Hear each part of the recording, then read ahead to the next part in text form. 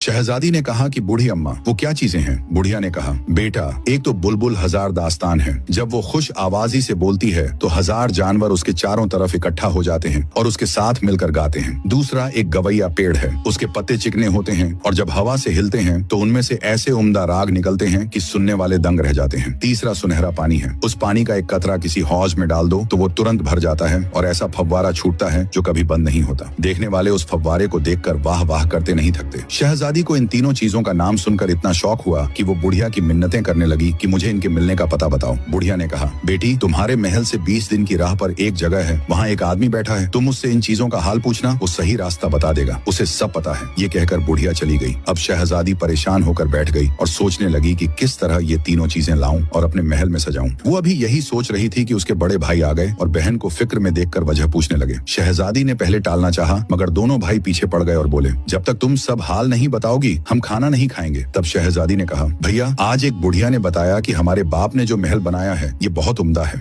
मगर इसमें 3 चीजें और हों तो ये और भी शानदार हो जाएगा। एक तो बोलने वाली चिड़िया, दूसरा गाने वाला पेड़ और तीसरा सोने का पानी। जब से मैंने इनके बारे में सुना है मन इन्हें पाने को बेचैन है। बड़े भाई बहमन ने कहा, बहन तुम फिक्र मत करो, मैं कल सुबह ही इन चीजों को लेने जाता हूँ और बहुत जल्द तुम्हें ला कर देता हूँ। इस पर छोटे भाई ने कहा, आप बड़े हैं, आपको घर पर रहना चाहिए, मैं बहन की चीजें लाऊंगा। बड़े भाई ने कहा, नहीं तुम घर पर रहो, ये सफर का मामला है, मुझे ही जाना चाहिए। दूसरे दिन सुबह शहजादा बहमन ने सफर का सामान ठीक किया और घोड़े पर सवार होकर चलने लगा। इस पर शहजादी का दिल भर आया और बोली, भैया मैं आपसे कभी जुदा नहीं हुई, आप मत जाइए, इन चीजों के न मिलने से मुझे उतना गम नहीं होगा जितना आपके जाने से। बहमन ने कहा, बहन फिक्र मत करो, मैं बहुत जल्द तुम्हारी चीजें लाऊंगा। शहजादी ने कहा, भाई इतने दिनों तक आपकी खैरियत पता न होने से मुझे बहुत दुख होगा, आप मत जाइए। इस पर शहजादे ने अपनी कमर से करौली निकालकर बहन को दी और कहा, तुम इसे देख लिया करना, जब तक ये साफ रहे समझना मैं खुश हूँ और जब इसमें से खून टपकता दिखे तो समझना मैं जिंदा नहीं। ये कहकर शहजादा बहमन अपनी बहन और भाई को समझाकर घर से निकल पड़ा। शहजादा 20 दिन का सफर तय करके उस जगह पहुंचा जहां का पता बहन ने बताया था। क्या देखता है कि एक बड़ा घना दरख्त है और उसके पास एक झोपड़ी बनी है। दरख्त के नीचे एक बूढ़ा फकीर बैठा है। उसकी उम्र इतनी ज्यादा थी कि भौएं तक सफेद थी, मूंछें इतनी लंबी कि उनसे मुंह ढका हुआ था। शहजादा पहले तो घबरा गया, फिर आगे बढ़ा और घोड़े से उतरकर उसे सलाम किया और बोला, ऐ बुजुर्ग, खुदा आपकी उम्र और बढ़ाए। बूढ़े ने इशारे से सलाम का जवाब दिया। उसकी मूंछें इतनी लंबी थी कि वो बोल नहीं सकता था। शहजादे ने कहा, अगर इजाजत दें तो मैं आपकी मूंछें और भौएं कतर दूं। फकीर ने इशारे से कहा, अच्छा। तब शहजादे ने जेब से कैंची निकाली और भौएं और मूंछें काटकर छोटी की। इतना करने से उसकी शक्ल इंसानों जैसी लगने लगी। शहजादे ने कहा, मेरे पास आईना नहीं है वरना दिखाता कि अब आपकी शक्ल नौजवानों जैसी दिख रही है। ये सुनकर बुजुर्ग बहुत खुश हुआ। उसने शहजादे को दुआ दी।